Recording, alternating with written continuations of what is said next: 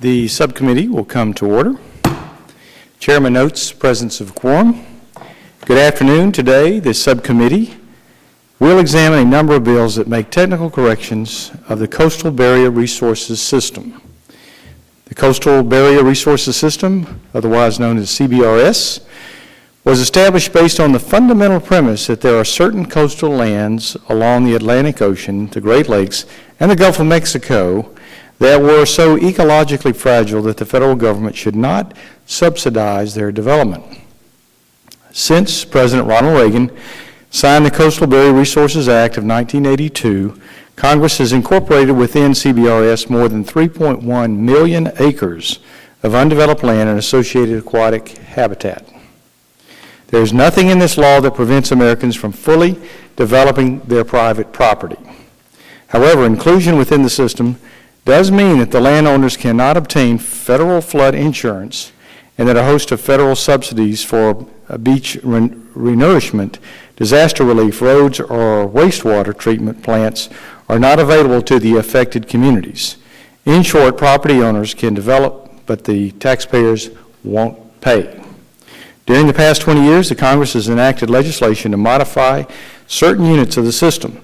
While the overriding reason for these changes was to correct honest mistakes made on hand-drawn maps, there has been cases where private property has been treated as conservation area or state park and where certain communities had a full complement of infrastructure, including electricity, road, sewer, and water prior to its designation. In fact, since 1992, the Congress has modified 43 of the 857 units, or 6% of the total system. As a result, about 3,000 acres of fast land was removed, while 17,222 acres of fast land and aquatic habitat were added to the system. In 2006, the Congress enacted the Coastal Barrier Resources Reauthorization Act. An essential provision of that law was a requirement to complete a digital mapping project for a number of coastal barrier units. It is now 8 years later, and we are still waiting for the Fish and Wildlife Service to submit these final digital maps, which were due nearly 6 years ago according to the law. During the last Congress, we heard testimony on 2 bills to correct units in Florida and Rhode Island. The committee successfully reported these bills, and despite the fact that there was a consensus that honest mistakes were made, these modifications were not enacted into law. These 2 bills are before us again today. In addition, we will hear testimony on legislation that proposes to fix additional units in Florida, North Carolina, and South Carolina. I look forward to hearing the justification for these modifications. I also look forward to hearing from the Fish and Wildlife Service as to when we can expect the final digital maps and how much money they have budgeted to produce the required maps. If these are honest mistakes, we should correct them. I'm now pleased to recognize a ranking member for any statement he would like to make. Mr. Lowenthal. Thank you, Mr. Chairman, and welcome to all of our guests today. Today we're going to hear testimony on a number of bills related to the Coastal Barrier Resources Act, or CoBRA. CoBRA became law, as was pointed out, in 1982 after passing the House of Representatives by a 399-4 and passing the Senate unanimously. In his signing statement, President Reagan said that, quotes, "This legislation will enhance both wise natural resource conservation and fiscal responsibility, will save American taxpayers millions of dollars while at the same time taking a major step forward in the conservation of our magnificent coastal resources." CoBRA is remarkably simple and effective. Fish and Wildlife Service creates maps that delineate the boundaries of the most vulnerable and hazardous coastal areas, the Coastal Barrier Resource System. And Congress approves these maps. If a property falls within the system, new development on that property, as the chair pointed out, can occur, but it is not eligible for federal assistance like flood insurance, beach nourishment, or highway funding. By preventing federal subsidies for land development in risky coastal areas, CoBRA has limited taxpayer liability and protected coastal beaches, dunes, and wetlands that are necessary to support the fish and wildlife populations and to buffer against the impacts of storm surges and rising sea levels. Some of the bills before us today have been through the appropriate process of the Fish and Wildlife Service. They've created a map, and now it's being presented to Congress for action. Some of the bills, however, have not been through this process and therefore have not had an expert review to determine whether proposed changes to the maps are protective of taxpayers and the environment. Two of the bills were introduced by a former member of Congress who recently resigned and whose seat has not yet been filled, so it's unclear who is proposing the bills and why they are before us today. That said, I look forward to hearing from our witnesses and how all these bills will add to the resiliency of our coasts while also reducing government spending. Legislation that does not accomplish these two goals would need to correct a clear error in mapping in order to live up to the spirit and the letter of the law. Given the broad bipartisan support for and common sense nature of CoBRA, we must look to strengthen its protections and not allow them to be gradually eroded like sand at the beach. Further, it is important to note that CoBRA has not been reauthorized since 2006 and has expired in 2010. Since that time, our understanding of the effects of climate change on our oceans and coasts, particularly with respect to rising sea levels and more damaging coastal storms, has grown significantly. That increased understanding necessitates added caution in building along the shore. A responsible approach may be to consider expanding CoBRA to cover tomorrow's coastal barriers and not just those that meet the definition today. Finally, it's also appropriate to begin the discussion of whether CoBRA should be extended its protections to the U.S. West Coast.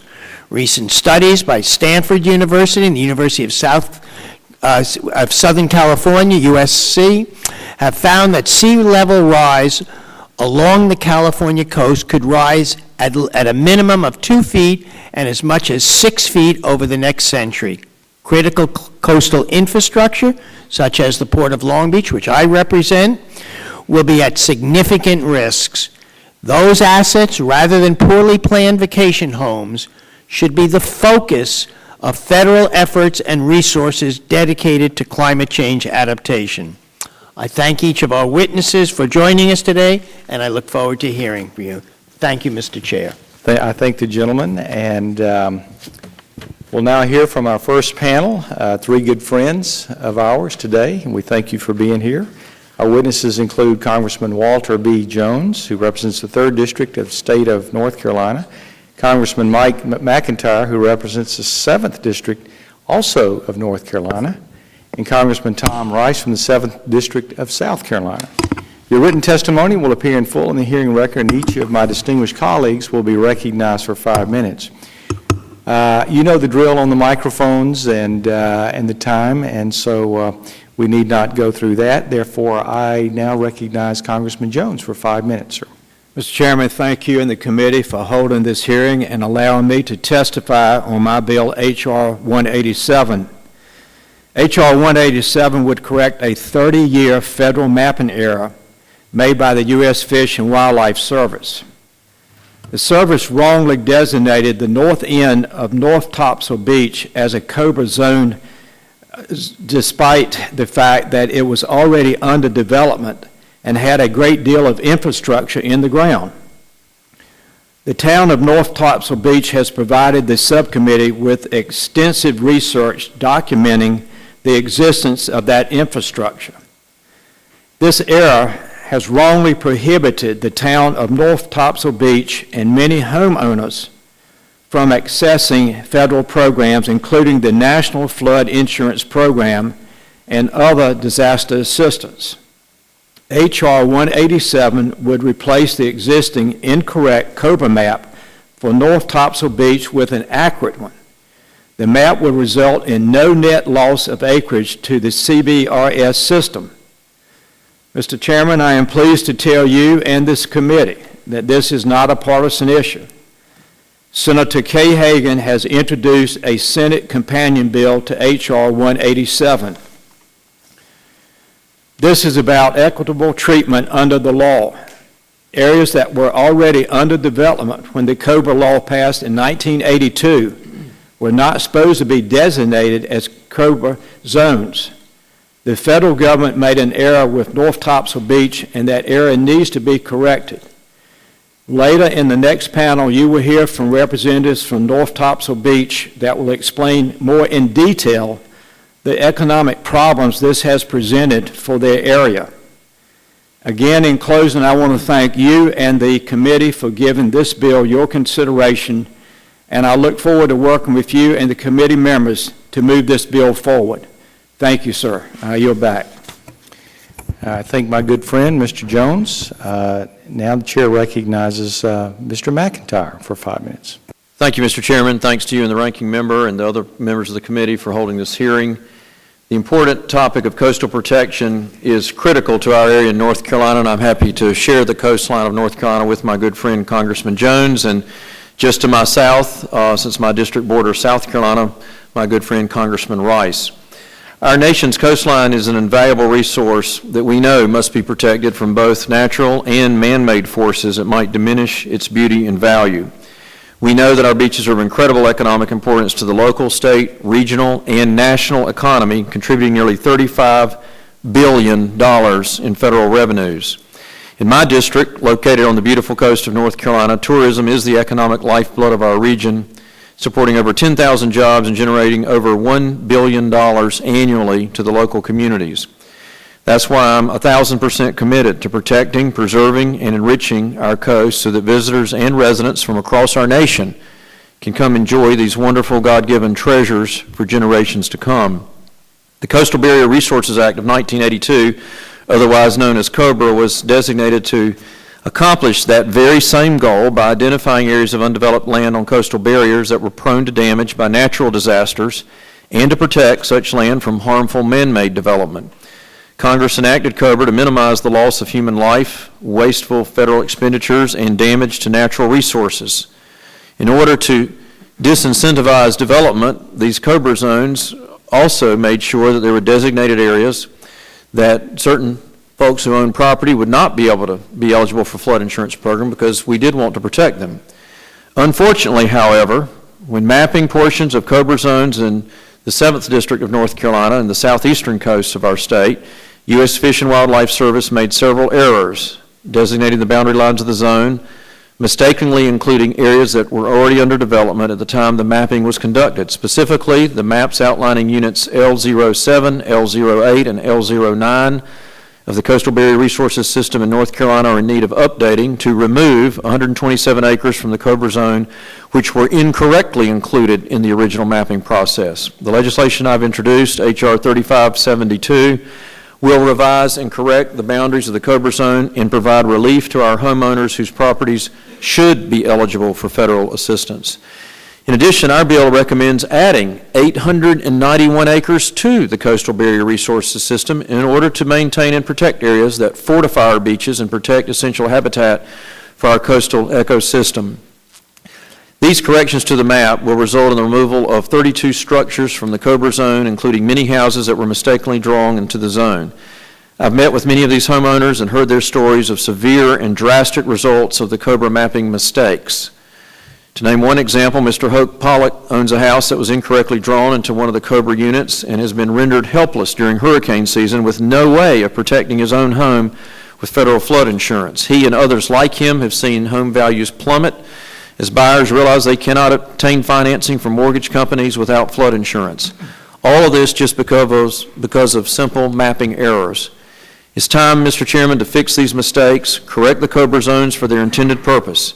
In crafting this legislation, we have worked in close conjunction with U.S. Fish and Wildlife Service to recommend new maps dated March 12, 2014, which will better reflect the original intent of the boundaries of these units that I've named and correct the mapping errors. We're encouraged by the fact that we have had a great cooperative effort with U.S. Fish and Wildlife. They understand the pressing need to revise the original maps, and I am appreciative of their help and collaboration throughout this process. We will make these maps available to the committee. The revisions to the Coastal Barrier Resources System that we have proposed in H.R. 3572 are common sense and are way overdue. I appreciate so much the time to speak to the committee today about this legislation. I look forward to working with the Committee on Natural Resources and the Subcommittee on Fisheries, Wildlife, Oceans, and Insular Affairs to advance this legislation so we can implement corrected maps that improve and protect our environment, our coast, and help our economy. Thank you, and God bless you in the work that you do. Right. I thank the gentleman. And now, Congressman Rice, you're recognized now for 5 minutes. Thank you, Chairman Fleming and Ranking Member Lowenthal and members of the committee. Thank you for allowing me to say a few words in support of H.R. 3226 and 3227. 3226 proposes a revision to the Coastal Barrier Resources System map relating to the Long Pond Unit SC01 located in Horry County. It proposes a revision to the CoBRA map relating to Huntington Beach, 3227 proposes a revision to the CoBRA map relating to Huntington Beach Unit SC03 located in Georgetown County, South Carolina. Regarding 3226, my concern is the original CoBRA map appears to be drawn in error, and this legislation seeks to rectify a discrepancy in the designation. The landward line delineating the CoBRA area should rightfully be the property boundary between the Mayor Spiritual Center land and that of the parcels identified in the proposed legislation. The boundary defined by the current map does not follow the Department of the Interior guidance published in 1988. The landward boundary of the CoBRA area in this instance does not follow a defined natural or cultural feature. In fact, the line splits two well-defined properties. There is no difference between the land lying on either side of this particular CoBRA line. The entire parcel is upland, comprised of the same soil type. The landward boundary of SC01 unit should have been placed on the property line between the Mayababa Spiritual Center and the property this bill would exclude from the system. The line should be corrected so as to comport with the Interior Department's guidelines in order to enhance the overall integrity of the CoBRA system. Now, please allow me to express my support for H.R. 3227. This legislation will correct an error in establishing the CoBRA boundary line by removing certain parcels from the system in the Inlet Harbor subdivision. A map produced by the U.S. Fish and Wildlife Service illustrates that the structures on such parcels were built before the CoBRA designation, and I included that map in the testimony that I gave to the committee. As such, there was an error in the original placement of the CoBRA boundary, and these parcels should not be included within the system. This subdivision was split approximately in half when the CoBRA map was drawn in 1990. The subdivision was built in the early 70s. Infrastructure was all in place by the mid-70s, roads, electrical system, water and sewer, and the map prepared by the U.S. Fish and Wildlife Service when they came to my office to show me what they had done, their own research indicated that of the 23 lots, about half the subdivision that were included in the CoBRA area, 20 of those lots were built before the CoBRA maps were drawn. Clearly, it was a very clear error, and these properties should never have been included in the CoBRA zone. The Inlet Harbor subdivision is a residential subdivision located on the southern tip of Garden City Beach in Georgetown County, South Carolina. The community was developed in the early 1970s and had significant, if not all of its infrastructure done by 1990. Unit SC-03 was included in the CoBRA system in 1990. All infrastructure in the area was in place before 1982. Power lines were placed underground in 73. Roads were built in 74. A wastewater collection system was in place by 1982. 20 homes were built by 1985. It's clear that a mapping error was made when including Inlet Harbor within the designation of SC03. I urge favorable consideration of both bills to rectify these discrepancies. Thank you very much. I thank the gentleman. It's been the practice of this committee not to have formalized questions for member witnesses, but I'll ask the dais here if anyone has any need for clarification or any specific questions for our witnesses today. If not, then the chairman would like to thank you for being here and taking out your time in your busy schedule for what is a very important issue and representing your states and districts very well. So with that, you're excused, and we'll ask the next panel to step forward. Thank you, gentlemen. Yes. Yeah. Okay. Yeah. While we're in transition, a couple of comments. Votes have been called, but we'll try to get through a little more work here before we recess. The chair would now like to recognize Mr. Sutherland for some comments that he would like to make relative to H.R. 2057 and 4222. You're now recognized. Thank you, Mr. Chairman. Just a quick comment, as I know our panel is assembling only for us to be pulled out of here in just a moment. But I just want to, first of all, thank you for having the hearing, and I just want to echo what our colleagues have just stated. Mr. Jones, McIntyre, and Rice, this is a bipartisan issue. This is not, in my opinion, it's not just about the erosion of sand. It's also about the erosion of common sense. And I think this is very, I think if you hear the arguments on all of these bills, it's trying to inject some common sense into the process that so many of these homeowners, so many of these businesses have been harmed because of overreach, and the rules have changed midstream. So I know we're about to vote and then reconvene, but I just want to thank you for having this hearing and giving, because there are thousands and thousands of individuals in this country who have experienced the erosion of their personal property rights after with a game change in midstream. So thank you very much for doing this, and with that I yield back.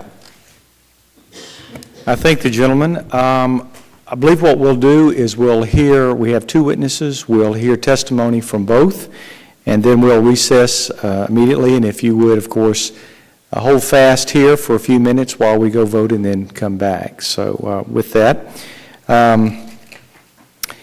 this panel, the second panel, includes Mr. Gary Frazier, Assistant Director, Ecological Services, U.S. Fish and Wildlife Service, and former Congressman Tom Evans of Delaware, who was the House original sponsor of the Coastal Barrier Resources Act of 1982, which was signed into law 30 years ago by President Ronald Reagan. Your written testimony will appear in full in the hearing record, so I ask that you keep your oral statements to 5 minutes, as outlined in our invitation letter to you and under Committee Rule 4A. Our microphones are not automatic, so please press the button when you're ready to begin. Also, make sure the tip is close to your mouth so we can hear you. And the timing lights are very straightforward. You'll be under green light for the first 4 minutes, then yellow light for the last minute. When it turns red, please conclude your statement, particularly since we're a little short of time here going into a vote. Mr. Frazier, you're now recognized for 5 minutes to present your testimony on behalf of the U.S. Fish and Wildlife Service. Good afternoon, Chairman Fleming, Ranking Member Lowenthal, and members of the subcommittee. I'm Gary Frazier, Assistant Director for Ecological Services with the U.S. Fish and Wildlife Service. Thank you for the opportunity to testify on 9 bills that would make changes to units of the Coastal Barrier Resources System. I want to also acknowledge and thank Congressman Evans, one of the original authors of this important and lasting law. I'm honored to sit on the witness table with him today. The Coastal Barrier Resources System was established in 1982 by the Coastal Barrier Resources Act, or CoBRA. The system contains 857 units containing 3.1 million acres of barrier island habitat. The law recognizes that development and redevelopment of coastal barriers is encouraged by certain federal subsidies. This is costly to the American taxpayer and puts people, homes, and infrastructure at risk. CoBRA saves taxpayers money by restricting federal subsidies that can encourage risky development in the system. CoBRA does not regulate or prohibit development. Rather, it discourages development in high-risk areas. CoBRA is a map-based law. The system is defined by lines drawn on maps. And most of the maps of the system were created over 2 decades ago. These maps were made with outdated technology using decades-old base maps and hand-drawn lines. Some contain potential mapping errors where lines aren't precisely where they were intended to be. We recognize that mapping errors can have significant financial consequences when properties were included in the system inadvertently. The landowner is prevented from accessing less expensive federal flood insurance that otherwise would have been available. When questions are raised about whether areas were appropriately included in the system, the service's role is as an objective advisor to Congress. We provide recommendations based on an objective application of the rules and standards established to create the system, but Congress ultimately makes the decisions on whether to revise the maps. We have made our work to modernize and update the system maps a priority. Last year, we created and brought online a Coastal Barrier Resources System Mapper to make system maps accessible to the public through the Internet. Our fiscal year 14 funding level of $890,000 for CoBRA work is double that of 2 years ago, and our fiscal year 15 request would continue that funding level. With this level of support, we anticipate completing the digital mapping pilot project and delivering the recommended maps and report to Congress in fiscal year 15. In partnership with FEMA, we are conducting a digital conversion of the system maps and expect to have more accurate and user-friendly digital data and maps completed for most of the system by 2016. And $5 million allotted through Hurricane Sandy relief funding will allow us to produce comprehensively revised draft system maps for approximately 370 units in the 8 affected states by 2017.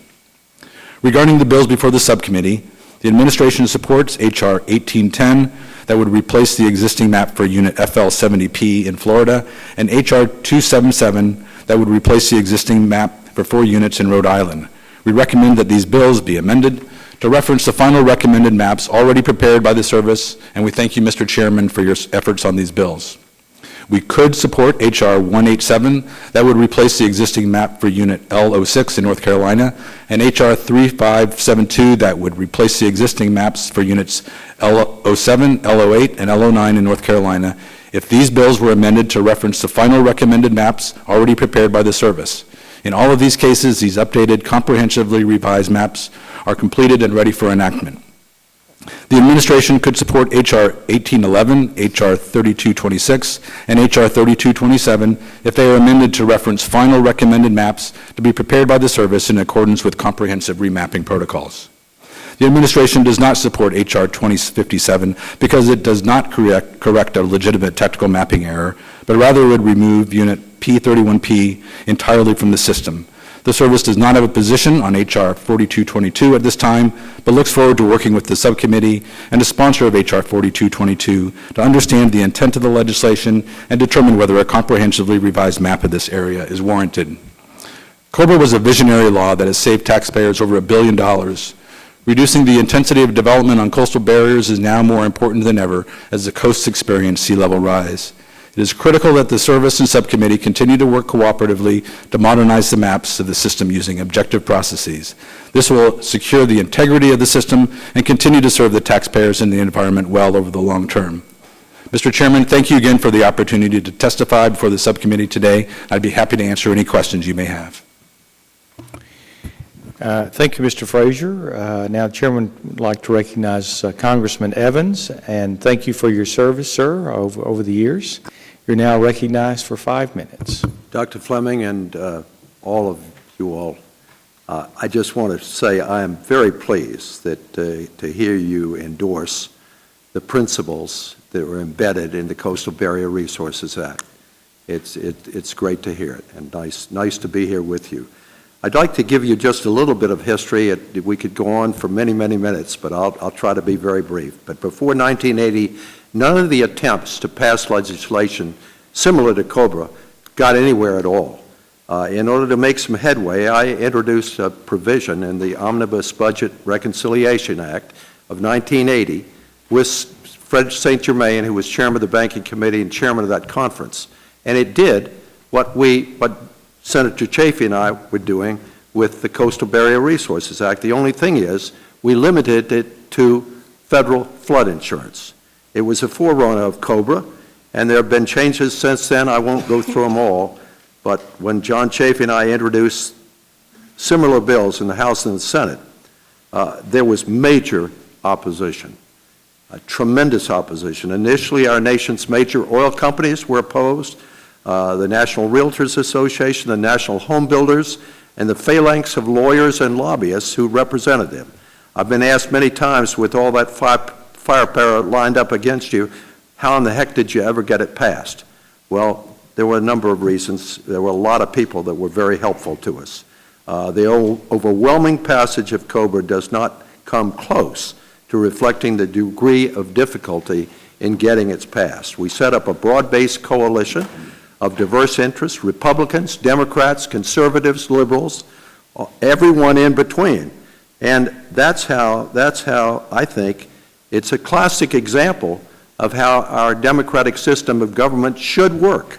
This administration and Congress need to prioritize it.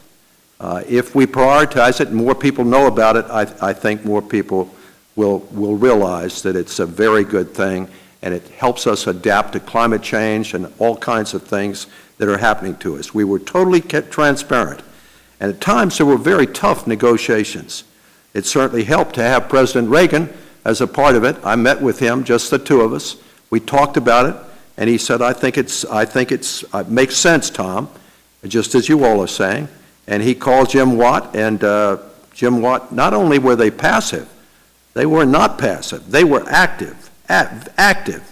Taxpayers for Common Sense, National Taxpayers Union, fishing, boating, wildlife organizations of all kinds were here to help. The National Wildlife Federation and Manly Fuller, who's president of one of their subsidiaries, but they operate autonomously, in Florida, is here with us today, and he's got a very, very good piece here on the Coastal Barrier Resources Act. There were about 30 editorials in various newspapers around the country, major newspapers. Congressman Sutherland, including the Tallahassee Democrat, and including the New Orleans Picayune, Dr. Fleming, and many, many others. But anyway, over the years, there have been attempts to modify it. But please keep one thing in mind. CoBRA does not ban development. The owners are free to develop. CoBRA only withholds federal subsidies on storm-prone, vulnerable land where the U.S. taxpayers should not be part of taking unreasonable risks. The legislation was signed on October the 18th, 1982. Saved lives, hundreds of thousands of acres of coastal land, and billions of taxpayers' dollars. And by the way, much greater number of billions of dollars than anyone has ever said before. But if you read the transcript, it will bring that out, the transcript of the floor debate. They're the first line of defense, as you know, and they really protect a lot. They protect the wetlands that are so important in fish and wildlife. They're important as sponges in flood control, pollution control. Katrina wouldn't have been as devastating as it was had they not eliminated or destroyed some of those wetlands.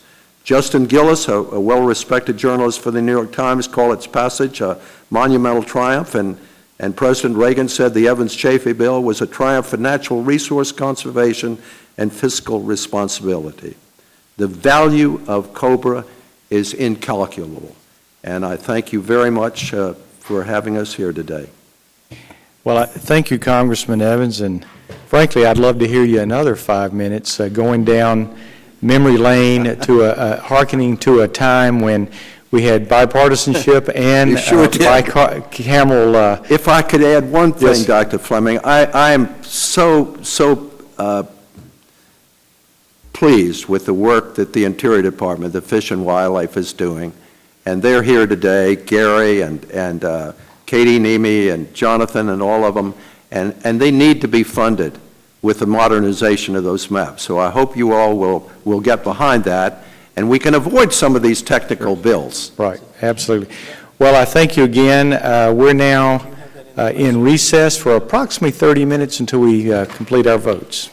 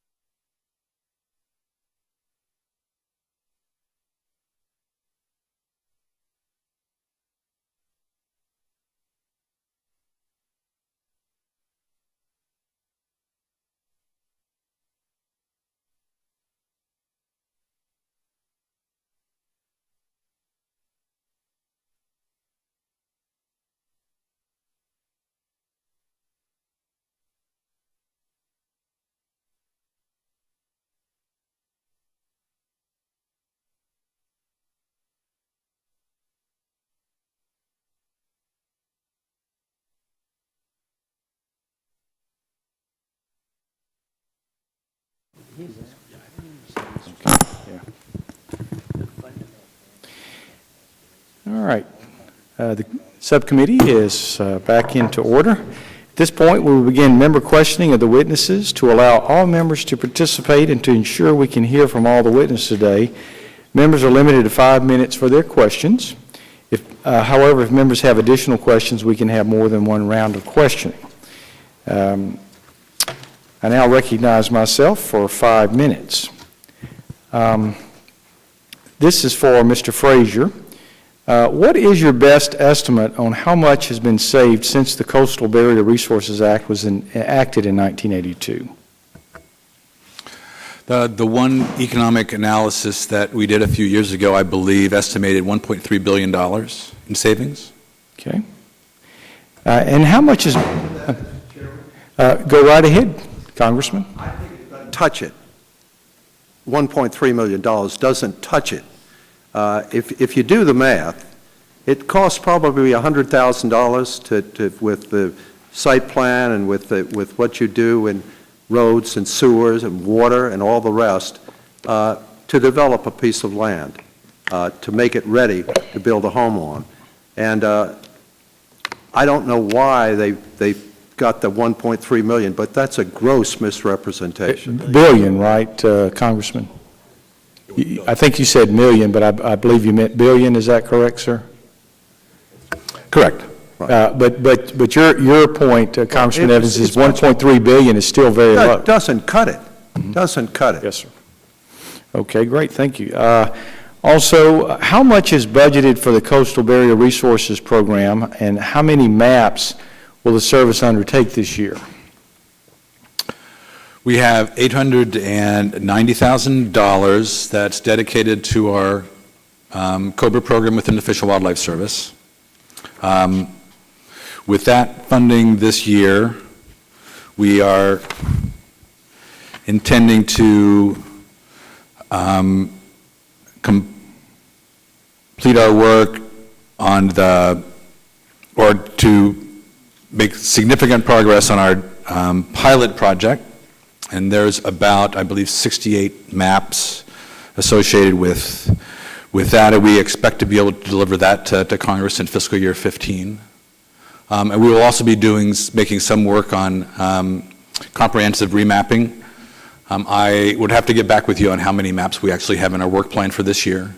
And we're also working with FEMA on doing our digital conversion project as well. And then we're starting work using the money we got from Sandy recovery for the comprehensive remapping in the Sandy recovery area. Mm-hmm. Okay. Let's see, Congressman Evans, would you agree that Congress has a responsibility to fix honest mapping mistakes and that homeowners should not be forever penalized for errors on hand-drawn maps? Absolutely. You're doing the right thing.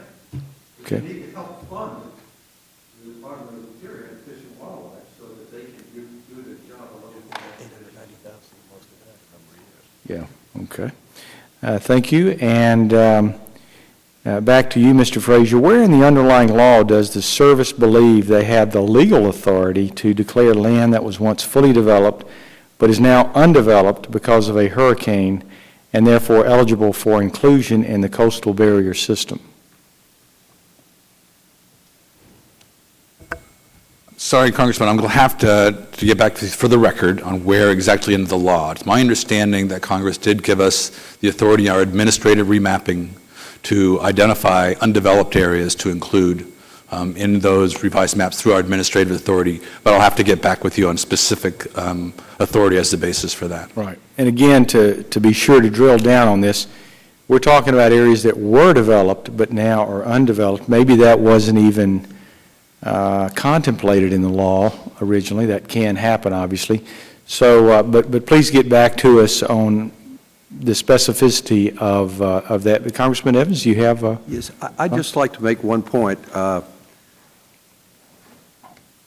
I think your standard should be in determining whether or not whatever you take out of the system, the burden of proof should be on those taking it out. And I think that makes a lot of sense. The other thing is, I think it would make a lot of sense with sea level rise the way it is and the viciousness of the storms we have, not just in Florida but elsewhere. If you expanded the scope of CoBRA or considered expanding the scope of CoBRA to include areas where the increase in density of the population is dramatic and it dangerously stresses the surrounding infrastructure, I think it would make a lot of sense. It would save a lot of people's lives, I believe, and hopefully that'll be considered. Okay. Well, thank you, gentlemen. My time has expired. I therefore recognize Mr. Lowenthal. Thank you, and again, I want to begin by thanking the panelists, especially Congressman Evans, for this landmark piece of legislation. My first question is to you, Congressman, about that this does not restrict those that were within the CoBRA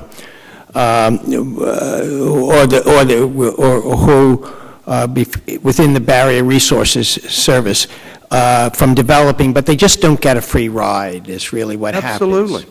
happens.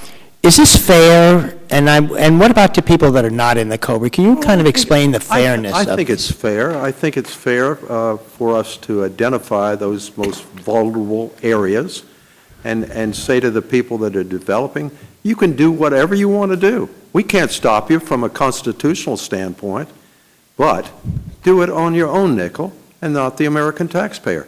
I don't think the American taxpayer should be we shouldn't be taking unreasonable risks with their money. Thank you. This is for Mr. Frazier. Why is it important for us in Congress to adopt maps that have gone through the service's comprehensive map modernization process rather than those that are created without going through the service review? Specifically, we discuss opportunities for public comment associated with your preferred approach, and what are the differences, really? The process for a comprehensive review is one that has us doing the job of applying the technical criteria and standards laid out in the law to evaluating a coastal barrier area, putting out a draft map, soliciting public review and comment, and on the basis of that making a recommendation for Congress to either include that modification within the system or to otherwise act. So we're operating as kind of the umpire. We're calling balls and strikes based upon the rule book laid out by Congress and providing then the final decision to the committee, to Congress to act upon. Is that why I think in your testimony you said that H.R. 187, I think you mentioned something that it could be supported if it went through this review process, that really, and it doesn't have to be that one, is it, do you have less confidence in those that do not go through the services review process? Well, certainly if we have put forward a recommended map based on our comprehensive review, that's one that we would support the Congress acting on. In these, there's a couple of bills here in which specific map is not identified.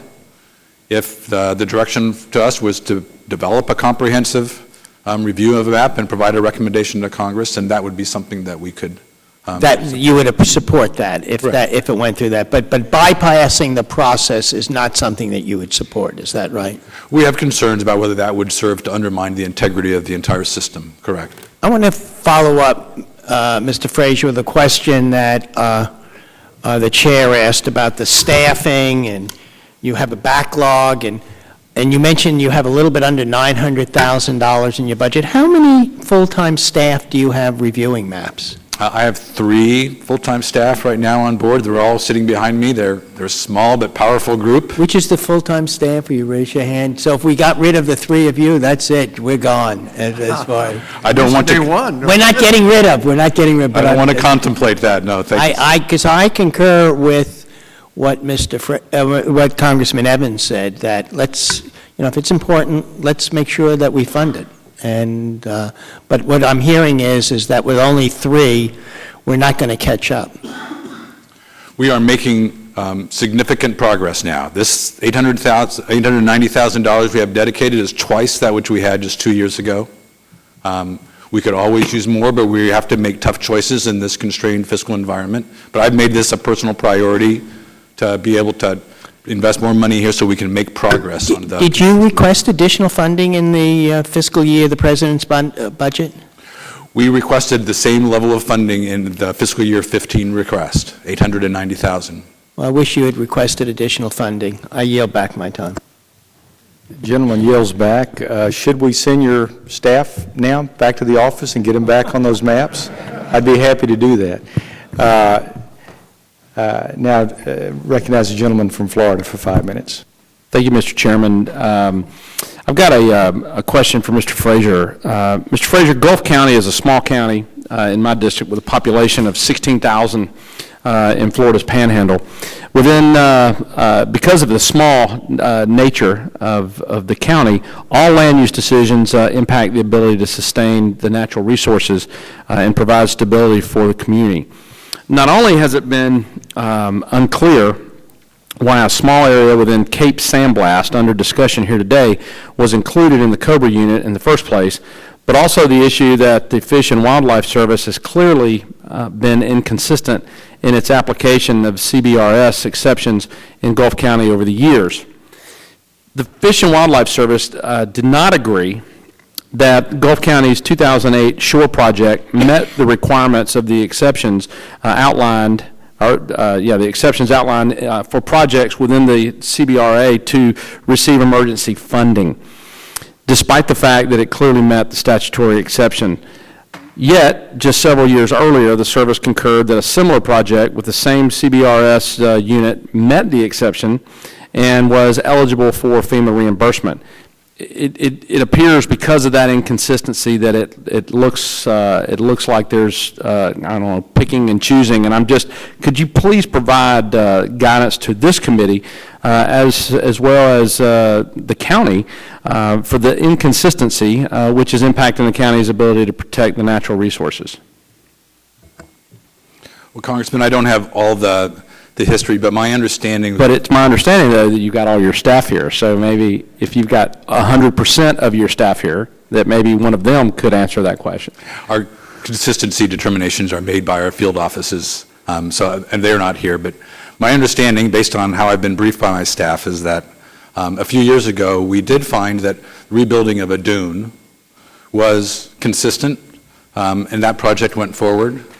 But that a recent project, a beach nourishment project, was one that was found to be a net detriment to nesting sea turtles.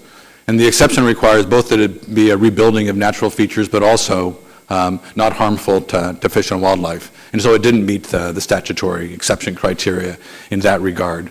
But we're more than happy to continue to work with the community to see if a project can be designed that would satisfy those criteria. Well, they're here today, so we'll visit that in the next few minutes. And I discussed it with them over the break. Oh, good. Okay, yes. Wonderful. Well, thank you for sharing that. And I'm another question with the time I have remaining. What is the refund policy for those who have paid into the flood insurance program and through no fault of their own are in the the CBRA, the zone? What's the standing policy for any refunds that might be owing or due back to those individuals? Well, Congressman, the Fish and Wildlife Service doesn't administer the flood insurance policy, but my understanding that FEMA has a normal policy is if there was an error of insurance premiums being paid for an area that was within a unit, found subsequently and now is no longer eligible for insurance, that there will be a refund provided. That's my understanding that that's their standard policy. I'm interested in your thoughts on this, but it's my understanding that refund only goes back 3 years. That I don't know, sir. If you did know that, and it was 3 years, would that be meet the definition of the standard of fair? I really don't know what the Well, let's say this. Let's say it was you. Let's get real personal. It was you, and of no fault of your own. Would you be satisfied with 3 years refund, having paid 25 years in? I think that if it was due to an error of someone in government, I would expect to have my, contributions refunded. Thank you very much. I yield back. Gentleman yields back. Chair recognizes Mr. Garcia for 5 minutes. Mr. Frazier, just real quick, the CBRA requires that the service consider criteria such as development density and infrastructure when making the boundary determinations. But that doesn't dictate to the service what is in and what is out. In making these determinations, the most important criteria is and should be the level of risk associated with development, right? Congressman, I think that Congress actually looked at the level of risk when it determined that this program would apply to coastal barriers, which are inherently high-risk environments. When we looked at applying those criteria, it really is more a factor of how much investment has already been made in a particular area in terms of whether that should affect whether that area is identified as part of the system or not. But you're willing to consider that mistakes can be made when you look at these things, right? Oh, absolutely. Okay. Congressman Evans, would you want to comment on that, or? All right. Congressman, you have a prerogative that no one else on the dais there shares with you. Thank you very much. I do know a lot of history about it. Okay. But I think what I've said today in my prepared remarks and in the questions and in the 5 minutes that you gave me, Dr. Fleming, I think that President Reagan and Senator Chafee and most of those who voted for the Coastal Barrier Resources Act a long time ago would support the views that I've given you. I think they would be very strongly supportive. And I would just love to see moderates and liberals and conservatives all working together in a common cause. It truly was a time when we did that, and Congress worked well with the administration and vice versa. And I'm not being naive, but I really hope that can happen again. And if the words that I've heard from you gentlemen reflect Congress's views, we can get it done. And I'm glad to be back. Thank you, Congressman. Mr. Frazier, just a few quick follow-ups. In 2002, your agency produced a report showing that CBRA had saved taxpayers nearly $700 million between 1983 and 1996, and was projected to save them nearly $600 million between 1997 and 2010. Did that study include potential savings from all federal subsidies disallowed by CBRA, or just a subset? Congressman, I don't recall the full scope of that study, but I'd be happy to respond for the record. Okay, and would an updated study be helpful to determine if your projections were accurate and to compare the costs to taxpayers for subsidizing development in areas adjacent to or outside CBRS units? I'm sure that an updated study would be helpful for that purpose. I have concerns about how we could take on that work ourselves without it compromising our other priorities for the coming few years. I got you. Thank you all. I'll yield back. Gentleman yields back. Unless any members have any additional questions, I think we're finished with our panel 2. And I want to thank you, gentlemen, Mr. Frazier, and certainly Congressman Evans, for your landmark work and your leadership to make this happen, working, of course, with President Reagan and Mr. Chafee and those folks.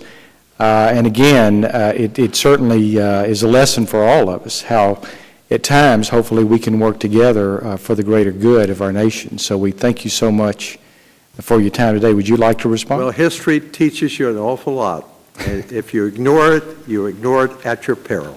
Yes, sir. So I think the history is right on this one. Great. Well, thank you so much, and we thank you, of course, for your valuable testimony, and you're now excused, and we'll ask panel 3 to step forward.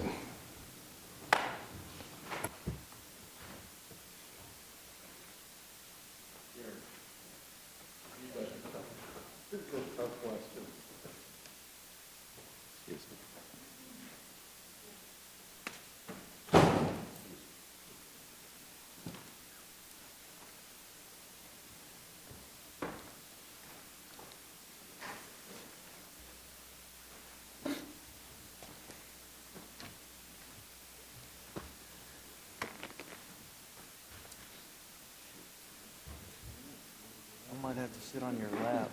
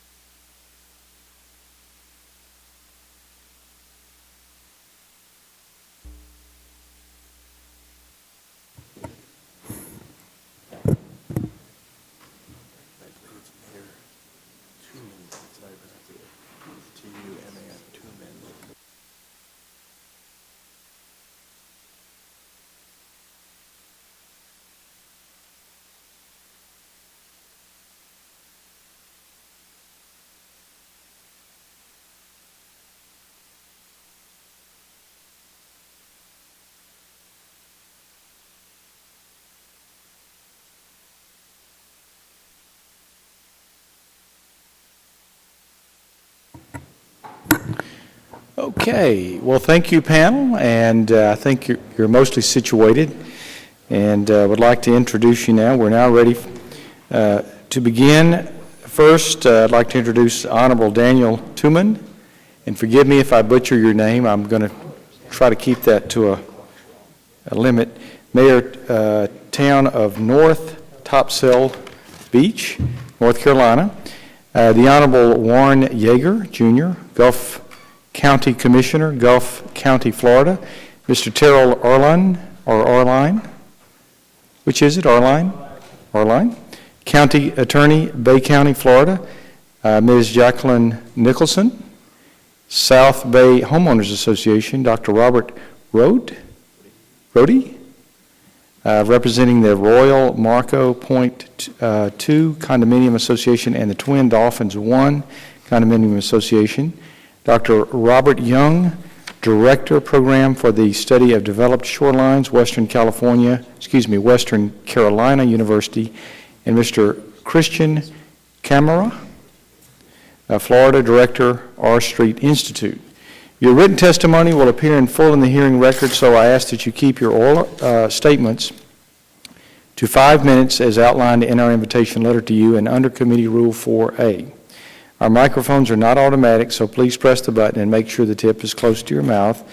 And of course, the lights are as previously described. You'll be under green light 4 minutes, yellow light 1 minute, and if it turns red before you complete, go ahead and wrap up.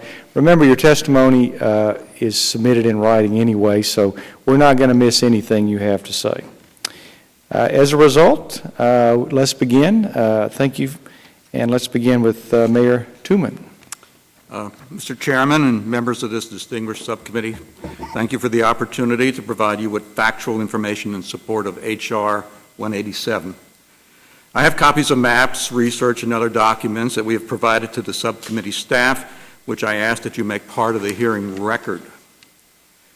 Mr. Chairman, North Topsail Beach is a family-oriented beach town. It was incorporated in 1990 We are located between the cities of Jacksonville and Wilmington, North Carolina, adjacent to a Marine Corps base, Camp Lejeune. North Topsail Beach residents and homeowners are plagued by the improper application of the Coastal Barrier Resource Act and the erroneous inclusion of North Topsail Beach into the Coastal Barrier Resource Systems Unit L06. In the original 1982 mapping and subsequent 1990 additions to Unit L06 of the Coastal Barrier Resource System, the U.S. Fish and Wildlife Service mistakenly designated some of the northern end of North Topsail Beach as a CoBRA zone. As you know, CoBRA areas are defined as, quote, any undeveloped coastal barrier, end of quote. Thus, to be included in the CoBRA, an area must be undeveloped. In contrast to the statute, Unit L06 was already residentially zoned and platted by Onslow County, under development, and had a full complement of infrastructure in the ground prior to its erroneous inclusion in the CoBRA. From day one, Mr. Chairman, North Topsail Beach had never belonged in the CoBRA. The town of North Topsail Beach conducted extensive research documenting the prior development of the area. We did the research that the Fish and Wildlife Service did not have the time or the money to do, and we provided our report to that agency in August of 2009 and to this subcommittee and its Senate counterpart. Our research uncovered a 1983 finding by NOAA's Office of Ocean and Coastal Risk Management that roads, a sewage treatment plant, and plans for residential direct development were already in place as far back as 1978.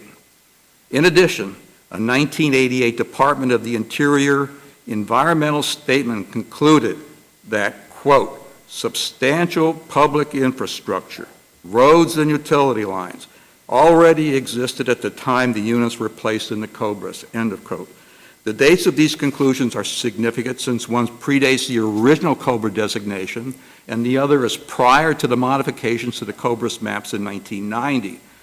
Thus, this research clearly indicates that North Topsail Beach should not be included in the CoBRA according to the Coastal Barrier Resources Act statutory provisions.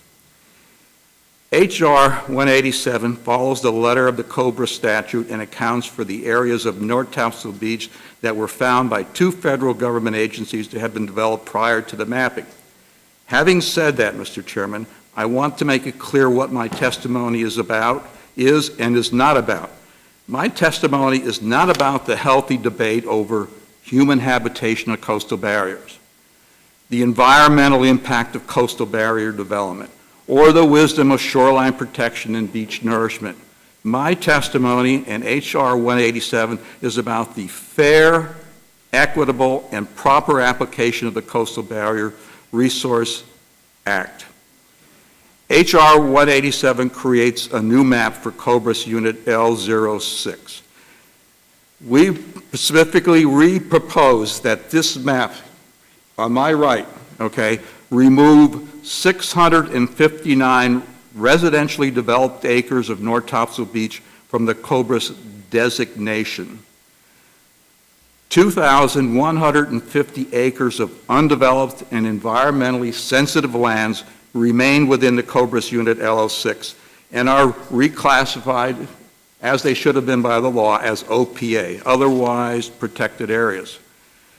The town also recommends expanding the boundaries of L06 to include the entire town of North Topsail Beach and proposes adding 659 new acres to CoBRA. Consequently, the total L06 CoBRA acreage of 2,814 does not change with this legislation. Our proposal of no net loss of CoBRA demonstrates our commitment as a responsible custodian of environmental fragile lands. In conclusion, I want to emphasize that our citizens and property owners need to be told that finally that they are being treated fairly and equitably under the law. Thank you, Mr. Chairman. Thank you, Mr. Tooman. Commissioner Yeager, you are now recognized for 5 minutes to present your testimony on behalf of your constituents in Gulf County, Florida, which are superbly represented in Congress by none other than Representative Steve Sutherland of Panama City, Florida. You have 5 minutes, sir. Okay. Good afternoon, Chairman Fleming, Ranking Member Lowenthal, and members of the subcommittee. My name is Warren Yeager, Jr., and I serve as Commissioner on Gulf County, Florida Board of County Commissioners. Thank you for the opportunity to appear before you today to discuss H.R. 4222, a bill to correct the boundaries of the John H. Chaffee Coastal Barrier Resource System units in Florida and for other purposes. Gulf County, Florida is a small county with a population of 16,000 located in Florida's Panhandle. Because we are a small county, all land use decisions impact our ability to raise revenue, which has a significant impact on our budget. Gulf County supports H.R. 4222. In contrast to previous Gulf County CoBRA bills this subcommittee has considered that sought to remove Units P30 and FL92 in their entirety, this bill is a very narrowly focused bill that, in our opinion, corrects the CoBRA by removing only the lands on Cape Sandblast, Unit P30, that should never have been placed in the CoBRA in the first place. H.R. 4222 impacts less than 2.5% of the total Gulf County CoBRA's footprint. A total of 44,010 acres of aquatic habitat would remain in the CoBRA untouched. The reasons Gulf County is interested in the enactment of H.R. 4222 removing these lands is threefold. First, after spending a substantial amount of local and state of Florida tax dollars, $21 million, on a 2008 state and federally permitted beach habitat and storm surge berms rebuilding project on Cape Sandblast Unit P30, Hurricane Gustav severely damaged the 70% completed restoration project late in 2008. Federal emergency funding in the amount of approximately $15 million was secured through FEMA, yet the U.S. Fish and Wildlife Service vetoed this funding because they did not agree that the project met the requirements of the exceptions outlined for projects within the CoBRA to receive emergency funding. Even though in the past they had permitted similar requests within Unit P30, including the issuance of a biological opinion under the Federal Endangered Species Act in 2007. The service has clearly been inconsistent in applying these exceptions to Gulf County. If federal assistance for storm damage to the beaches of Unit P30 do not currently meet any of the exceptions allowed under the CoBRA rules, then we have no choice but to support H.R. 4222. The habitats created by beach restoration and nourishment projects are extremely important to endangered species of turtles, shorebirds, and beach mice. They are also important to our ecotourism economy, which would not exist if these habitats were left unmanaged or in a state of disrepair. Second, these developed or planned to be developed fastlands in Unit P30 should never have been included in CoBRA in the first place. The backbone of public infrastructure, such as Florida Department of Transportation constructed roads, power, water, telephone, and septic systems allowed and permitted by the Florida Department of Health existed in 1982 when the unit was placed in CoBRA. Also, platted and approved subdivision development plans were in existence, including about 100 homes already built and over 60 building permits issued and outstanding on Cape Sandblast at the time Unit P30 was placed into CoBRA, a clear contradiction with CoBRA's conditions for inclusion. Finally, we believe our residents should be able to participate in the same programs as their neighbors on St. George Island and Franklin County who live on lands that were correctly not included in CoBRA. They should also share the same benefits as their neighbors living in the adjacent Unit FL92 in Gulf County where similarly developed lands existed and were also correctly excluded from the CoBRA. The service in past testimony before this subcommittee has stated that all of the lands in Unit P30 were correctly included in CoBRA, yet the evidence we present in our testimony suggests otherwise. We have also heard from the service that natural erosion of Cape Sandblast should be allowed to occur unabated, eventually threatening the very private property and essential public services to the Cape that were in existence when these properties were wrongfully included in Unit P30. While we understand the service wanting to protect undeveloped coastal barrier peninsulas, in our opinion, the CoBRA was never intended to be used to diminish property values or displace people from their property and homes that were in existence prior to establishing the CoBRA. It is for these reasons that Gulf County must stand up for its residents and advocate for the removal of these previously developed properties that were erroneously placed into CoBRA on Cape Sandblast, and we believe H.R. 4222 would do that with the smallest impact to the existing protections of the lands and waters remaining in Units P30 and FL92. On behalf of Gulf County, Florida, I very much appreciate the opportunity to testify before the subcommittee in support of H.R. 4222, and I'd be happy to answer any questions. Thank you. Thank you, Commissioner Yeager. Mr. Arline, you are now recognized for 5 minutes to testify on behalf of Bay County, Florida.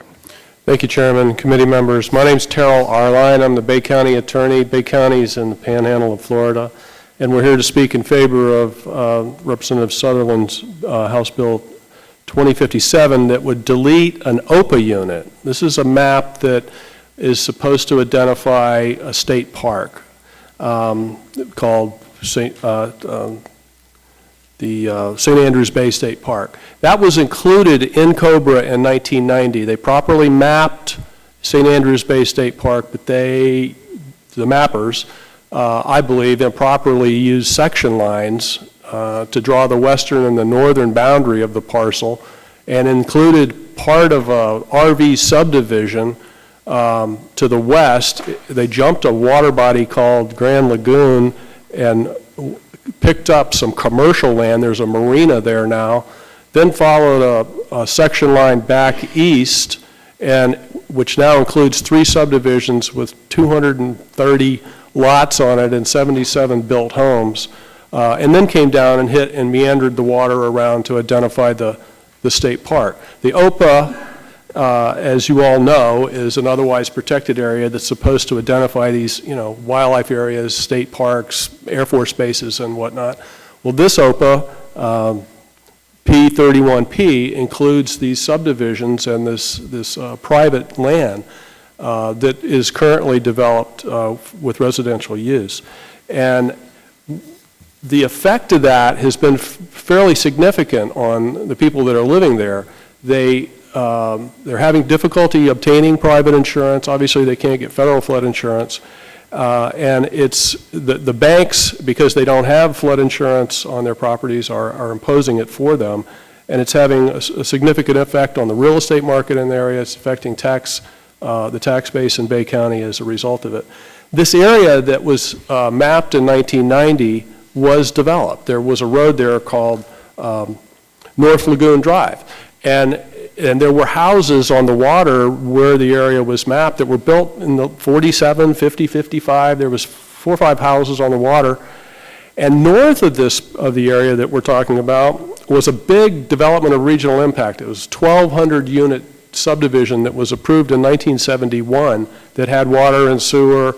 And I've provided the committee with an agreement by the developer, the landowner former landowner of the property that we're talking about, signed in 1976, that they were going to extend this infrastructure, underground utilities and water and sewer, out into these areas that were ultimately going to be developed as these 3 subdivisions. So it was planned for infrastructure. There were houses out there, but more importantly, private residential land was included in an OPA unit.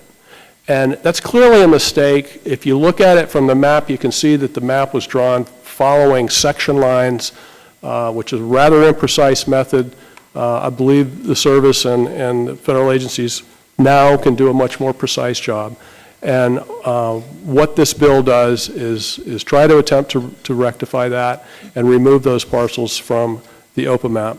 So on behalf of Bay County, I would humbly request that you vote in favor of Congressman Sutherland's bill. Be a senator someday, I guess. Thank you very much. Thank you, Mr. Arline. Ms. Nicholson, you're now recognized for 5 minutes to testify on behalf of your friends and neighbors in the South Bay Homeowners Association. Thank you, Mr. Chairman. My name is Jacqueline Nicholson, and I'm here to represent myself and the other homeowners in South Bay Homeowners Association in Boca Grande, Florida. I appreciate the opportunity. Our 23 homes are erroneously part of the Federal Coastal Barriers Resources System, and H.R. 1810 corrects this obvious error. When Congress designated this unit in 1990 as a CBRS, otherwise protected area, it was intended to encompass only those lands within the Gasparilla Island State Park that is adjacent to our South Bay neighborhood. For 20 years, all affected parties and interests, including my neighbors, Lee County, state park officials, and other Florida agencies and federal agencies, believed that the FL 70P boundary was drawn legally and correctly and along the state park boundary to the west of our homes and neighborhood. In early 2010, however, the large-scale congressionally approved FL 70P map, hand-drawn in 1990, was digitized by Fish and Wildlife and FEMA. The detail allowed by digitization revealed the eastern boundary was not along the state park boundary, but was in fact erroneously drawn too far to the east, mistakenly bisecting our homes and lots. All relevant federal, state, and local entities recognize this mapping error. To correct this evident mistake, H.R. 1810 would adopt an amended FL 70P map that places the OPA area boundary where it was always intended to be, along the eastern edge of Gasparilla Island State Park. It would remove about 5 acres of our private land from the CBRS OPA and leave the remainder of the unit completely intact. When errors like this have been discovered previously, Congress adopted new maps to correct the mistakes and protect communities like mine. Overall, Congress has enacted over 50 CBRS map changes since the program was expanded in 1990. Accordingly, there is more than ample precedent to enact H.R. 1810. Correcting this mistake is critical because this government error impedes what we can do with our homes. Everyday homeowner decisions like flood insurance, refinancing, adding an addition, even selling our homes are rendered difficult or impossible because of this mapping error. And getting the government to correct its mistake has proven more difficult, costly, and time-consuming than we could have ever imagined. We believe we have provided compelling evidence of the boundary error. Attached to my written statement are serial photos, state park maps, county and state permit documents, all showing that our homes are on land that has been in private ownership and developed and therefore not eligible to be part of a CBRS otherwise protected area for more than 105 years.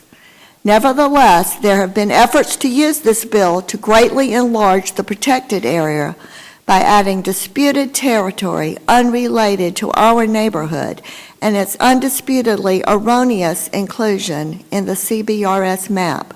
It's plainly unfair for us to be held hostage over an unrelated boundary issue and dispute.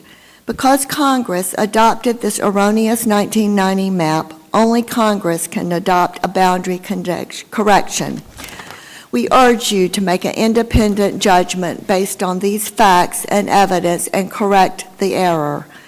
Thank you for your attention to our plight. It was very disturbing, to say the least, to find that my neighbors and I live within a designated federal land unit by virtue of a mapping error undiscovered for 20 years, a plain error for which we bear no responsibility but must suffer the consequences and uncertainty.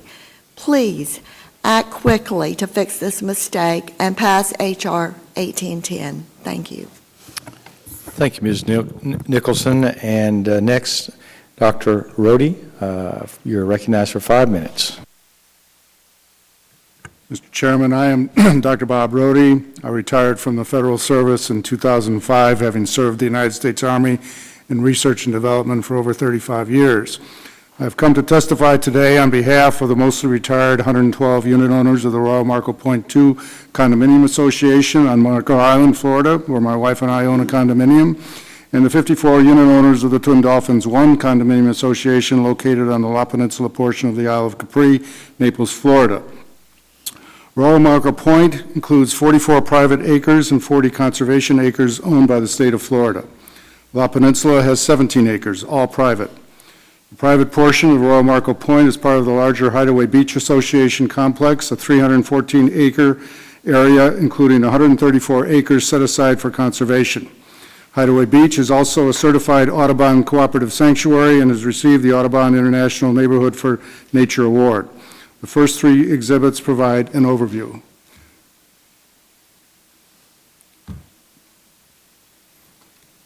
It is our contention that the private properties of both Royal Marco Point and La Peninsula met the criteria for developed land prior to the enactment of the Coastal Barrier Improvement Act, November 16, 1990, and should therefore not have been added to Unit P16 Keewaydin Island of the Coastal Barrier Resources System.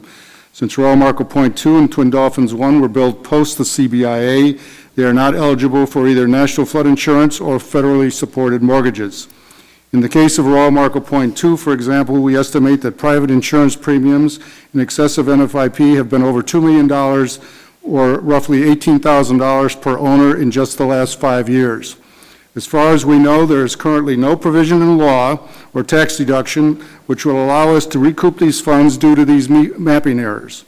In addition, an owner of one of our co-located sister condos on Royal Marco Point was recently denied mortgage refinancing from one bank simply because of their presence in P16, even though they are currently grandfathered into the National Flood Insurance Program. Developed land is simply defined as the presence of a full complement of infrastructure to include a road with reinforced roadbed and all utilities to all lots. I have provided the record drawings and Collier County testimonies showing that the infrastructure was completed in July 1985 for La Peninsula and December 1988 for Royal Marco Point. When I discovered all this in April 2010, I immediately contacted Fish and Wildlife and presented this evidence to support our claim. Fish and Wildlife's issues in correcting the mapping errors were primarily budgetary, lacking both funding and personnel, coupled with a significant backlog of similar claims, some dating back 10 years. Our condominium association even offered to pay for the map revision, approximately $20,000. When all of this failed, I appealed to Congressman Connie Mack, who introduced H.R. 2155 in June 2011, which died in committee. And H.R. 1811 was reintroduced by Congressman Trey Radel in June 2013. The history of how we were included in P16 is convoluted. The map used to identify potential additions to the CBRS in 1987 dated to at least 1976, since the Marco Airport was removed in that year. My next three exhibits. This is the current map as it is today. This is a blow-up of that, showing the Marco Island Airport. Next time. And this is a map from 1985 showing the level of development that was in place even then. Further, the developed land on La Peninsula and 17,000 wetland acres of Naples-Collier County were added to P16 without public notice or comment. I also compared Royal Marco Point with a portion of the Barefoot Beach development, FL65P, Wiggins Pass in northern Collier County, and concluded that the infrastructure criteria were not uniformly applied in these two cases. Because of the Fish and Wildlife budgetary problems, our bill sought at no cost legislative reversal of the 1990 addition of Royal Marco Point and La Peninsula to P16, providing us immediate financial relief, allowing Fish and Wildlife to correct the maps when funds became available. We also sought guidance for FEMA to modify the Section 1360 list of properties eligible for NFIP and federally supported mortgages upon H.R. 1811 becoming law. Since the map revision could be delayed indefinitely, we wanted to ensure that our properties will be eligible for NFIP and federal mortgages immediately upon this law going into effect. My last exhibit shows the relevant legislation, reports, and condo development timelines. As you see, the laws up above, the DOI reports, the infrastructure, when it was in place, the other condos, when they were developed, and Royal Marco Point condo construction. Finally, I wish to thank former Congressman Mack and Radel and their staffs for their support, Congressman Jim Moran of Alexandria of Virginia for co-sponsoring both bills, and the professional staff of the Fish and Wildlife Service and all others, particularly Harry Burrows, who so generously assisted me in researching this matter. Finally, I wish to thank you, Mr. Chairman, for inviting me here today. I will be happy to respond to any questions you or the committee may have. Thank you, Dr. Rohde. Dr. Young, you're now recognized for 5 minutes. Thank you, Mr. Chairman, and thanks to the members of the committee. I am a coastal geologist, and I direct a center that conducts scientific research in the coastal zone and then tries to turn that science into good policy recommendations. And I'm here today to speak a little bit about the scientific basis for the original CoBRA Act and why it ended up being very good conservative fiscal policy as well. The 1982 Coastal Barrier Resources Act included a solid combination of science-based policymaking with a conservative free market approach to risk reduction and environmental conservation. The science is clear. Barrier islands are predictably hazardous locations on which to develop, invest, or maintain infrastructure. They are subject to long-term shoreline erosion, significant and devastating storm impacts, and rapid changes along inlet-adjacent shorelines. Many of this nation's barrier islands have been completely inundated by stormwaters multiple times over the last 3 decades.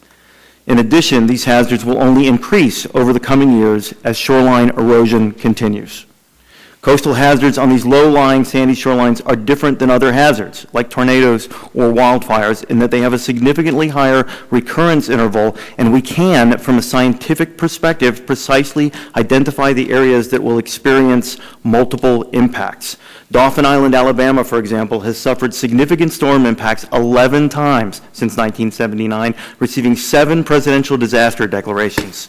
Tornadoes do not destroy the same community multiple times in a period of 10 to 20 years, but coastal storms do, and barrier island communities bear the brunt of these storms.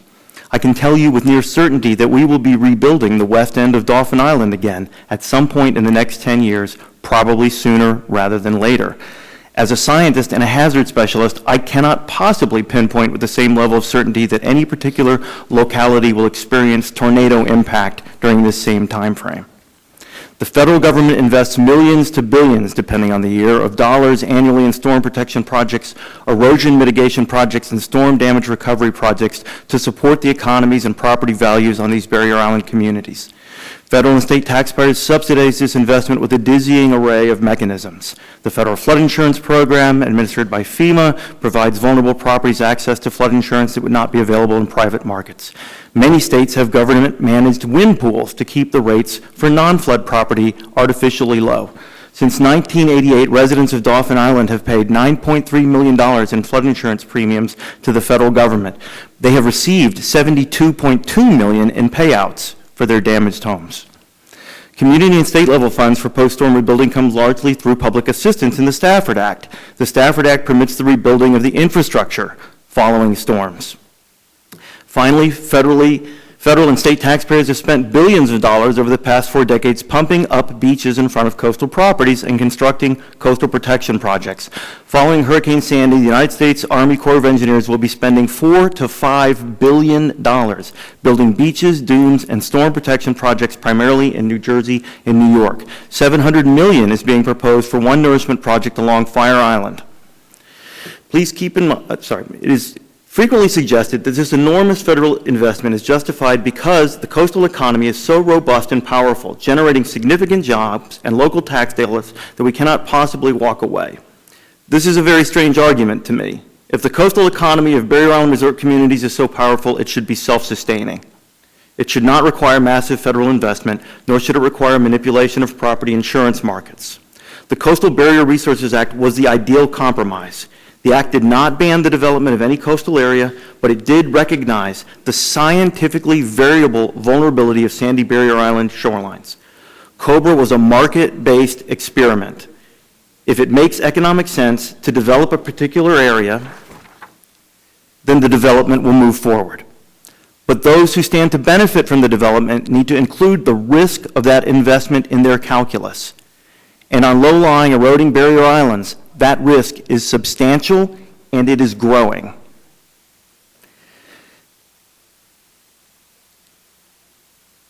We can give highly vulnerable communities plenty of warning and time to reconfigure and rethink the way they deal with this risk. Many people have said to me about the Dauphin Island story, those people who built on Dauphin Island and those people who rebuild those homes over and over again, they must be crazy. But in fact, they're not crazy. They're making a perfectly sensible economic decision based on the level of federal subsidy they receive for their investment. It is we who are crazy for assuming all the risk. The Coastal Barrier Resources Act was an effort to address that craziness. I urge you to maintain the integrity of the system and protect the spirit of the Act. Thank you very much. Thank you, Mr. Young. Dr. Young. Mr. Camera, you are now recognized for 5 minutes, sir. Thank you, Chairman Fleming, Ranking Member Lowenthal, and distinguished members. My name is Christian Cameron. I am the Florida Director and a co-founder of the R Street Institute. We're a pragmatic free market public policy research organization or think tank that can best be characterized as center-right. We're based in Washington with offices in multiple states.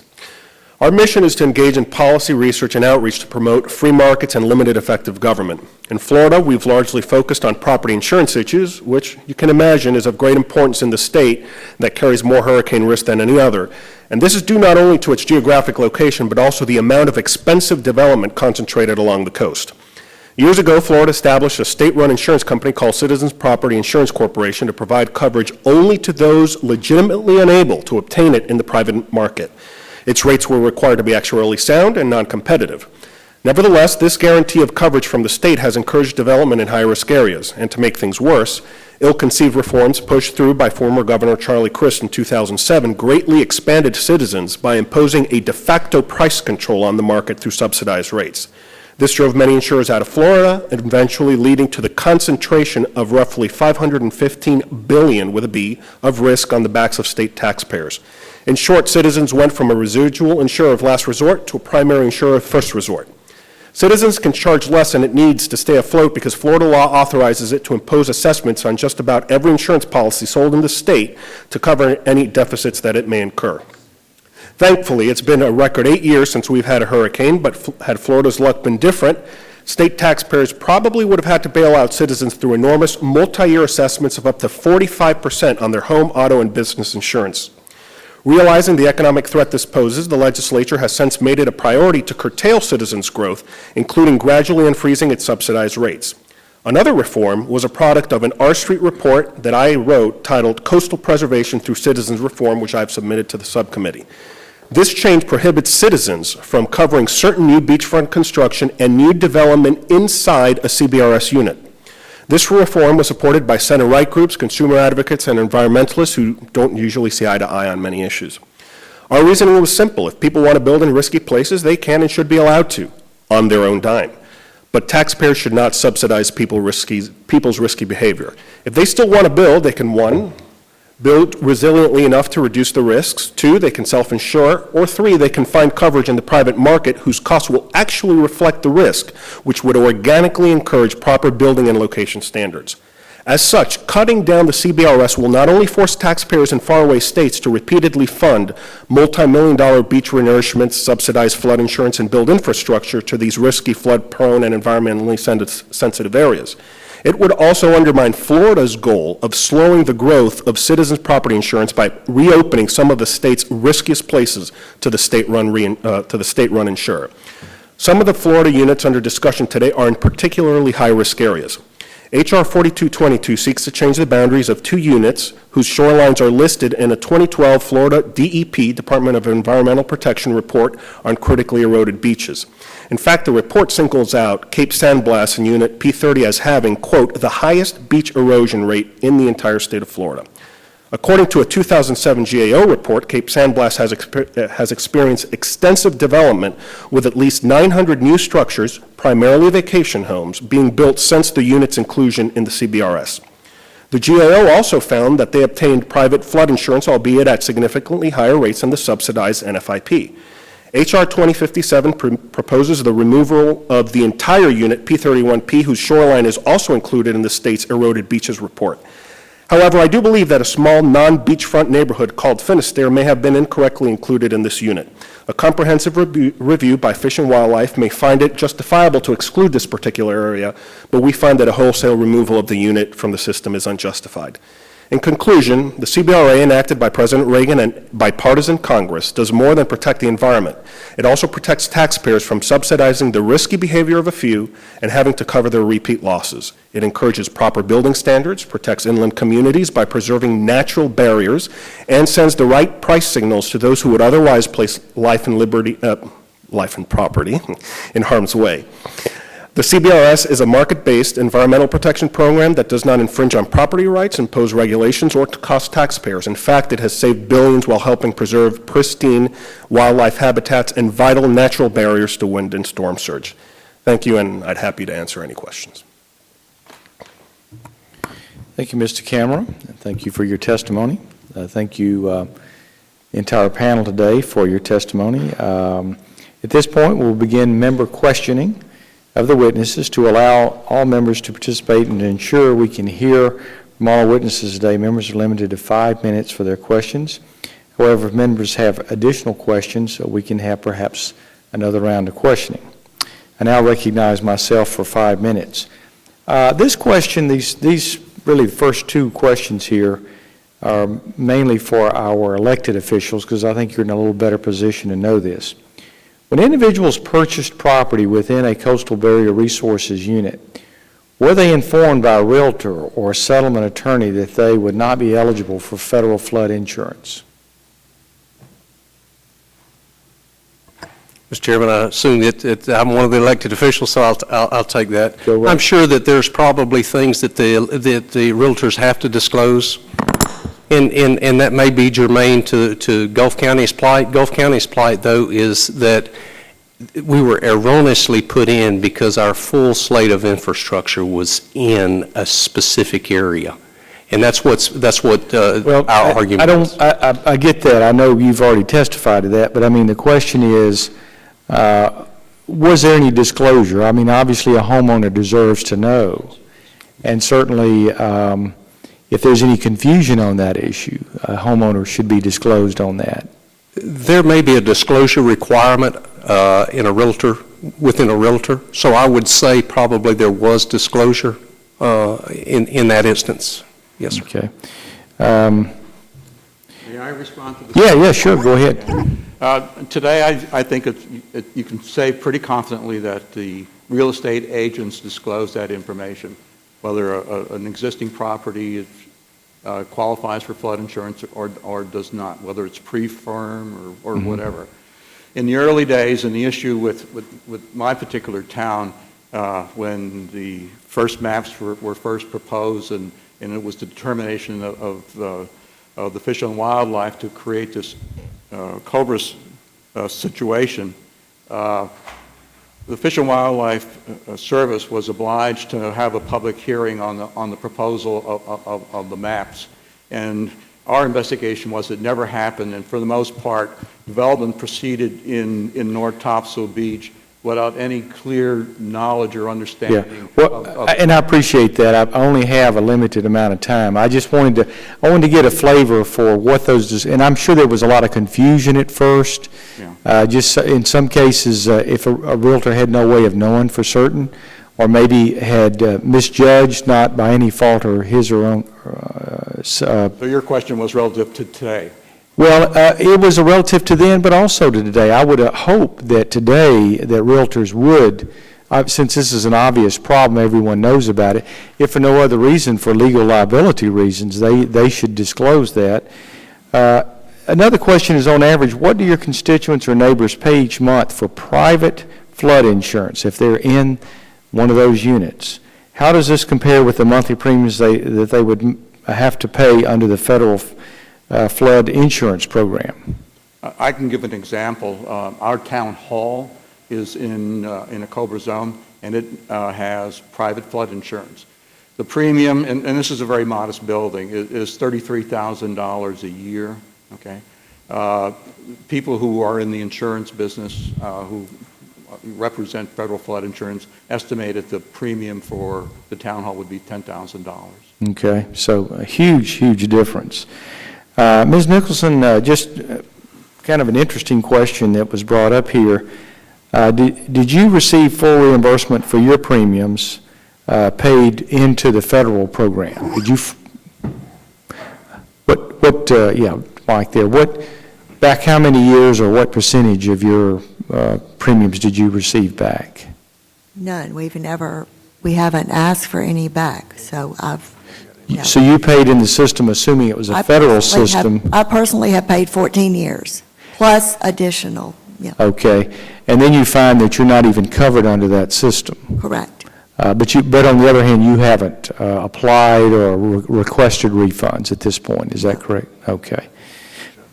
So and you certainly should. And again, the question comes up is back to something Mr. Sutherland was asking about, the 3-year premium return, if you've paid in for 25 years, is that just? Would you had, say, 10 years ago, had you had damage, would you have been covered then? Because it would make no sense for you to be paying premiums all those years and not get coverage should you have a loss. Correct. So we've never. okay. Now, I think that concludes my questions, so therefore I recognize Mr. Lowenthal.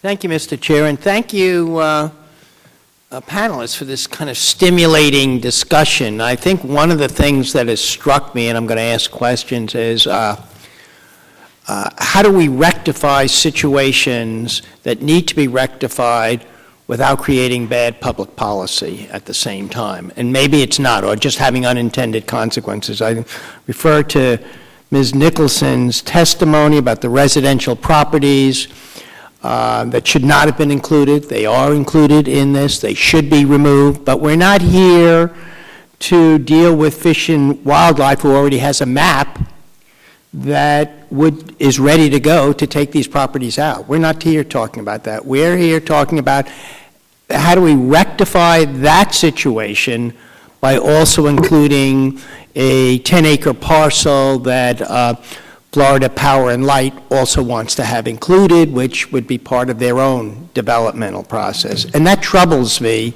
that we are going beyond what simply needs to be rectified. And so my question is, do you agree that some of this may be an overreach? And I also want to ask Dr. Young, is this an overreach?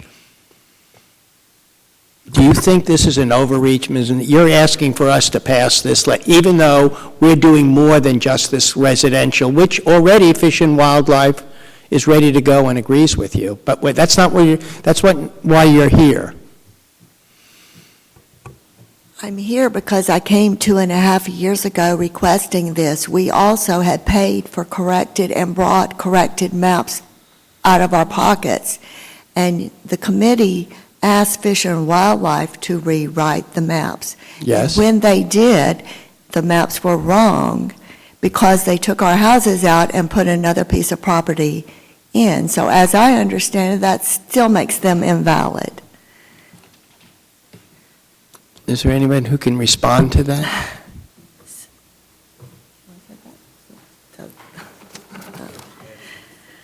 We're asking.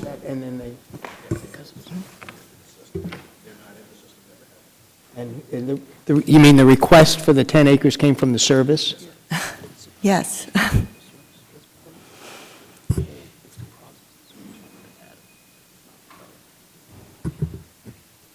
Right, the service wanted to add it to it, not to be developed. And so the question is, in rectifying in that, now the service is also saying said to add that 10-acre parcel. As I understand it, they're asking Florida and Power and Light to donate their property to the state park, and we are asking for clear, not to be held hostage based on this. We're asking. Right, but you're just really requesting your parcels to be dealt with, and now we're also discussing other parcels which may or may not be there. And so I'm just concerned, how did that happen? And you're saying that the service requested that to be part of it, but the legislation that's before us says, don't do that. Don't add that parcel to it. Is that what you're saying? No, I'm saying that it has nothing to do with our original bill and request. And someone somehow made a decision to put that in there. So Thank you. Does that make sense? And the last question is to Dr. Young. When you were discussing the importance of that we should be basing our decisions about coastal areas are too risky for federal subsidies on science, and that's really what we're hoping that the Act does, the coastal. The question is, you said the risk is growing. Can you explain that? Well, I guess the simple message is that because we are experiencing ongoing rising sea level. And you don't have to call for an acceleration in the rate of sea level to understand this. Let's just take sea level rise at what it's doing right now. We won't even talk about accelerating sea level rise. What that tells you is that the risk, the vulnerability, and the hazards along these barrier islands is only going to get worse in the future. And the federal exposure, the federal fiscal exposure, is only going to get worse. None of these places are going to get better. And you have to keep that in mind when you're making this policy. You do have the responsibility, Congress has the responsibility to correct errors that were made in consultation with the Fish and Wildlife Service, but you should do so judiciously because the vulnerability on our nation's barrier islands is only going to increase with time. Thank you. I yield back my time. Gentleman yields back. Mr. Sutherland is recognized for 5 minutes. Thank you, Mr. Chairman. Mr. Yeager, thank you for your long service to Gulf County and your dedication on this issue. I know you've worked on this for quite some time. In his testimony, Mr. CoBRA raised the issue that Cape Sandblast has the highest beach erosion rate in the entire state of Florida. Could you provide some clarification to this point? And I'm not sure that Mr. CoBRA had a clear understanding of the narrow scope of H.R. 4222 when he made this statement. I understand that Gulf County is proposing to correct just 2.5% of the total acreage in the in the CoBRA units. I also understand that this erosion rate pertains to a different area than that which Gulf County proposes to correct. Could you please elaborate? And I know that we have the map of the area if you needed to refer to that, because you can see the most southerly point, I believe, that has been pointed out is the highest erosion rate. I believe if you look at that at the magnification, you can see who owns the title of that particular piece of property. Yes, sir. This 4222 is narrowly focused and is focused on just 2.5% of this entire unit. The erosion rate at the southern end, where you see Eglin Air Force Base with 957.2, is the highest erosion rate. Correct. So who owns that? Eglin Air Force Base. That would be the federal government. Yes, federal government. We're not proposing to take that out of CoBRA. Okay. I understand, but I mean, but when the statements are made and testimony is being made that the area we're talking about has the highest, it is not. It's not accurate to really lump those together. As a matter of fact, it's kind of sleight of hand, to be perfectly honest, to say that this piece of property that is owned by the federal government, which is not even a part of the bill. That's correct. Is somewhat misleading. So absolutely it is, and not only that, as you move forth within the red area, which the red area is the acreage that we're taking out, actually in some of those locations there's starting to be some accretion. So the erosion rate certainly on Eglin's property and the federal government's property is high, but certainly not within the area of which we're proposing through 4222.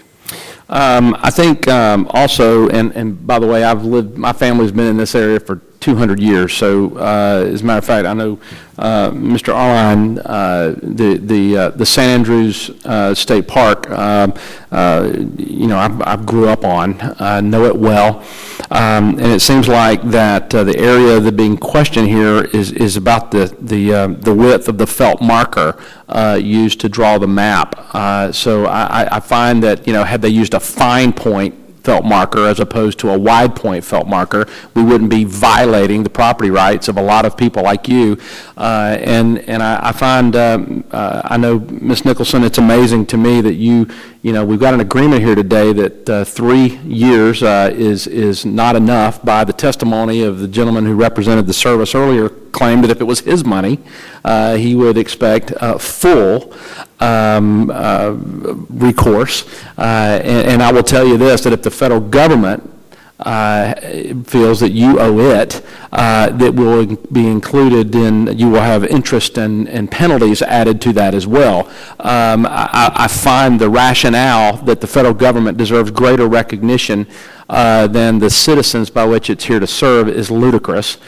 So I applaud you for coming here twice now in 2 years.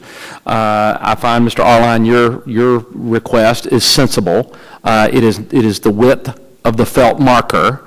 And I find, Mr. Yeager, your argument is common sense, and to say that the highest erosion rate is in this plan, but yet it doesn't, the arguments here does not outline that that land that has the highest erosion rate is owned by the federal government. And I'll tell you, growing up on the coast, I also know that if a loggerhead turtle is going to come and lay its eggs, it must first have sand. They don't lay their eggs in marsh. That's common sense from someone whose family has been in this district for 200 years. I'm amazed at the people who argue against restoring this, are so willingly able to ignore the fact that it requires beach sand to lay those eggs. So I thank you for being here. I apologize that you and your citizens have gone through such headache to accomplish something that just seems very common sense. I applaud you all, and I thank you for being here. My time has expired, and with that, I yield back. I thank the gentleman. I thought I would ask one more question, and then I think we're coming close to closure here. This is for Mayor Tooman, Mr. Arline, and Commissioner Yeager. How much does your county pay each year to renourish your beaches? And has this always been paid out of county or local funds? I can answer that for Gulf County. We've never nourished our beach but one time over the life of the 200 years in Gulf County. A couple of generations, we did one in nourishment project, and we expect, by what our coastal engineer tells us, that we'd have to do some maintenance on that every 10 years or so. So we don't have a whole lot of experience. We've just done the one, and that's where we're at. We actually did that with local funds that the citizenry that lives there voted to tax themselves to do that, and the state of Florida kicked in some of those dollars too. Our town has a shoreline protection program, a beach nourishment program. It's a town plan. The town has developed the plan.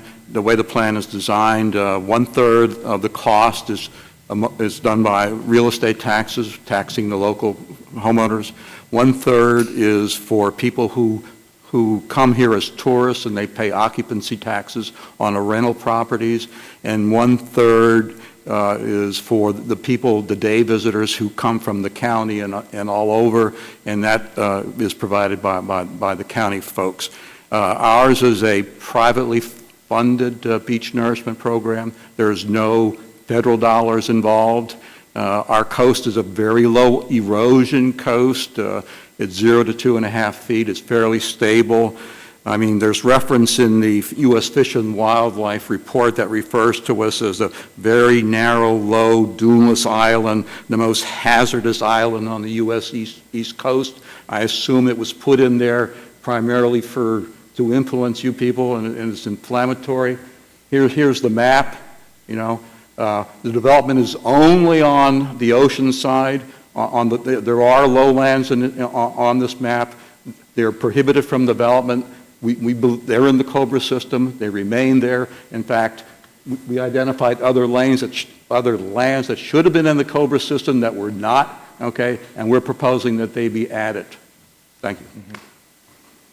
As far as Bay County goes, there's many miles of beaches in Bay County, and we are in a coastal program with the Corps of Engineers. The beaches that are subject to the area we're talking about today are not that. The one area that I'm talking about is a mile away from the beach. It's not even on the beach. Okay. Well, thank you very much. Again, panel, thank you for your witness today, your testimony, taking our questions.